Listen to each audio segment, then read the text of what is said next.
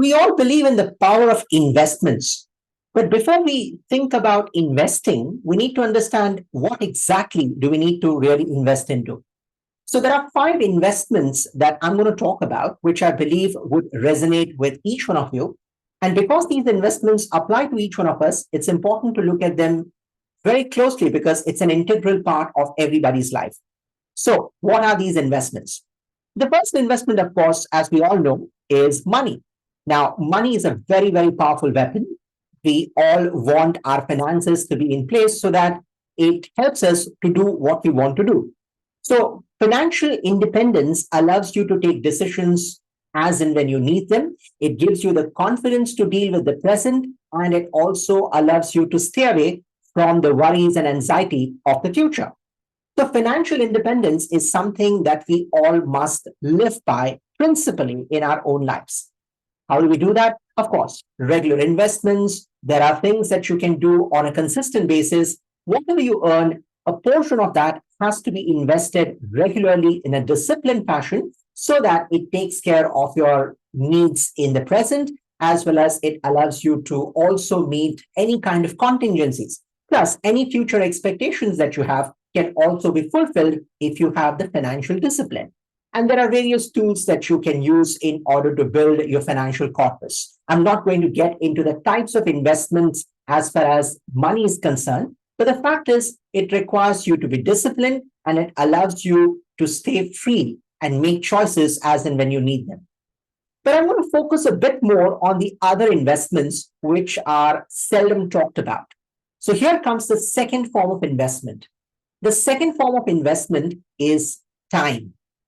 Now, we all know we have got 24 hours a day, 365 days a year, but it's important to think about how we invest our time.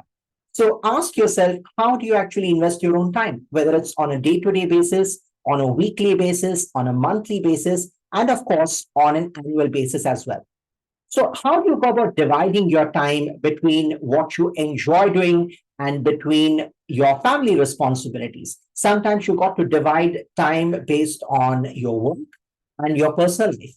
And if you're lucky enough and you get to do what you really enjoy to do, then perhaps balancing becomes slightly more easier because you are actually doing something 24 by 7 that you thoroughly enjoy and you find deeply engaging and fulfilling. So ask yourself, what is your investment in terms of time? How much time are you devoting to tasks that you love to do, which help you gain something financially, health wise, satisfaction wise, relationship wise, so on and so forth? So the investments that you do in time will determine how successful you will be, not just in the present, but also in the foreseeable future. So dividing your time and prioritizing what you want to do and what you don't want to do is a definitive guide for successful living. Number three is the investments that you do in your own health. Now, I know health is a very contentious topic, and different people look at health in different ways. But what I want to talk about is, do you really invest in your health? Now, when I say invest in your health, it need not always be financially, but again goes back to the second point, which is time. How much time are you devoting, maybe on a day-to-day basis, in terms of taking care of your health? And when I say health, it is a culmination of your physical health as well as your mental health. Plus, you could also correlate this to the first point, which is money. Are you investing money in your health? Which means, are you doing something to make sure that you stay fit? Which could be taking a gym membership, for example, or buying equipments that you feel are essential to keep yourself in shape. Or for that matter, spending money on essential food that is going to nourish and nurture your body. So if you see, health is a predominant element which often gets ignored because it's dependent on the first two, which is time and money. But having said that, if you don't have health, then you can't enjoy your money and you can't devote time for the things that you need to devote time for. So investment number three, very, very critical, is your health. Number four is investment in people. Now, what is investment in people? Now, often when we look at our financial portfolios, we look at how much money have I invested in stocks, how much money have I invested in real estate, in debt market, in multiple other sources. Think about your investment in people in the same fashion. What that means is the people in your life influence who you ultimately become. In fact, a theory called the reference group says that you are actually a culmination of the people who you stay close by. Basically, the 5 to 7 people that you spend most of your time with, you become an average of all those people. So ask yourself, who are the kind of people that I'm spending most of my time with? Having said that, you also got to look at people who could help you with different needs of your life. When I say different needs, it need not always be financial, but someone might be more intelligent than you. Someone might be a better reader than you. Someone might be more skilled. Someone might have a passion that you want to nourish and nurture in the future. So look at people who you want to emulate, not necessarily copy, but you want to emulate and get inspired from who they are. And when you look at spending quality time, maximum amount of time with people whom you want to emulate, then you can become much more the way you want to be. You can become closer version of the new you that you aspire to be. So ask yourself within your portfolio of relationships, who are the kind of people that are there who can help you become a better version of yourself? I think the choice of people in our life is extremely important. Having said that, just like an investment portfolio is sometimes not going the right way because there are certain investments which are bad investments, often we also end up making the mistake of having the company of wrong people in our life. These are people who are negative in their mindset, who are not doing things ethically, or who might just have a relationship with you because they want to get as much as they can out of you, right? So if there are relationships which are draining energy from you, which are not ethical, which don't make you feel good about yourself, then you can also stay away from such people. So investing time and effort in people who help you become better is definitely something that you must look at very, very closely. Perhaps it's a good opportunity to look at your own circle of friends and ask yourself, which of these people are going to help me become better? And when I say this, I'm not talking about getting profits out of relationships. I'm talking about getting better out of relationships, which means even you will be beneficial to these people in return. After all, when you have relationships with people, it is reciprocal. It's not just a one-way street. But you want to have people who help you become the better version. That's the whole idea. Number 5, which I think is extremely, extremely critical, something which is very close to my heart, is the investments that you do in upskilling yourself.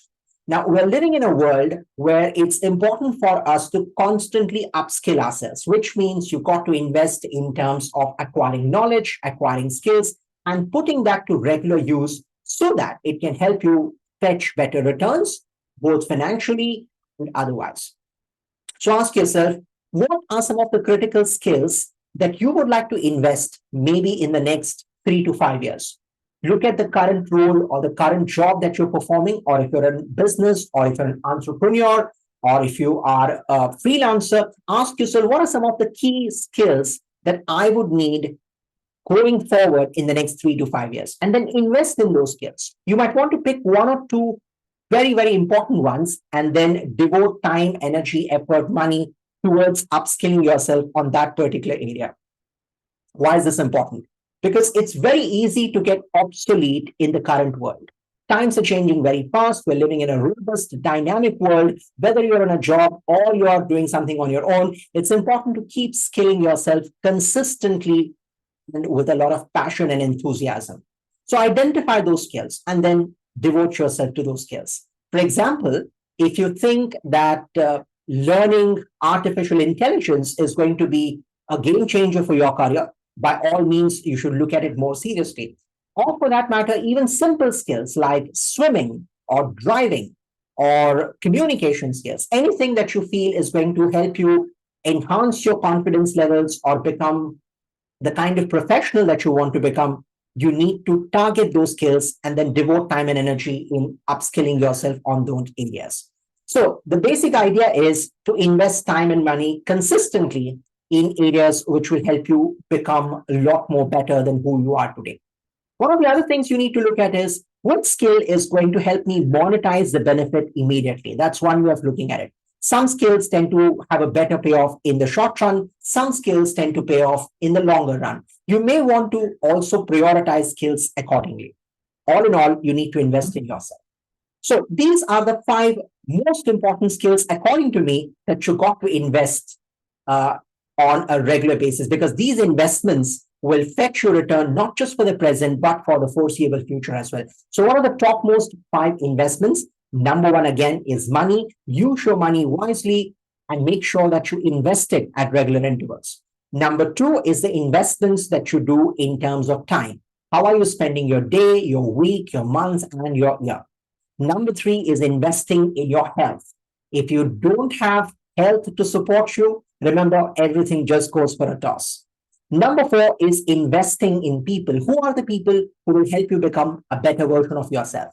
And number five is investing in skills. Skills that will help you fetch better returns for yourself and which will increase your self confidence and your self worth.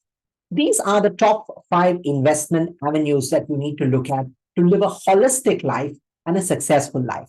I hope these points resonate with your idea of investments.